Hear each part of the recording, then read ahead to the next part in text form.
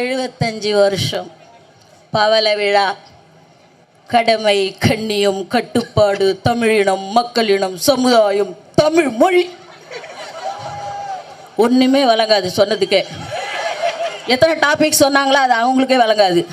எல்லாம் சொல்லின்னு வருவாங்க. சொல்லிட்டு உடன்பிறப்பே எழுந்து வா, எழுந்து உடன்பிறப்பு வருவான், உழைப்பான், ஓட்டு போடுவான், எல்லா தில்லாலங்கடி வேலையும் செய்வான். ஆனால் பொழிக்கிறது கோபாலபுரம் குடும்பம். அந்த உடன்பிறப்பு அதை புரிஞ்சுக்கணும்ல. ஏன் புரிஞ்சுக்க மாட்டுது? அதுதான் எனக்கு வேதனையாக இருக்குது. நான் இந்த அப்பா இருக்கிறாரு, அப்பா சொன்ன கூட தப்புன்னு சொல்லுவாரோ? அப்பா ஒன்றும் தப்பான வார்த்தை இல்லையே. இல்லை இல்லை, அப்பா அப்பா எங்கள் அண்ணன் சொல்கிறத கொஞ்சம் கேளுங்கப்பா. அப்பா எங்கள் அண்ணன் சொல்கிறத கேளுங்கப்பா.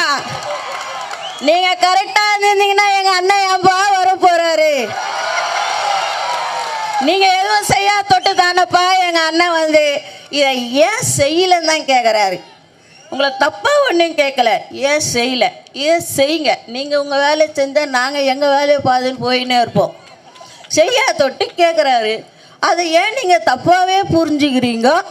எஸ்ஆர் மட்டும் அப்படியே ஜுடு ஜுடு ஜுடு ஜுடு ஜுடு அப்படியே சூடு கண்டு போன மாதிரி ஓடி போய் நிற்கிறீங்க. இதெல்லாம் ஏன் உங்களுக்கு புரியல? புரிஞ்சு தானே ஆகணும். நான் என்ன சொல்கிறேன், என்ன வேணா குழப்பட்டோம். மக்கள் மாற்றத்தை எதிர்பார்த்து காத்திருக்கிறார்கள்.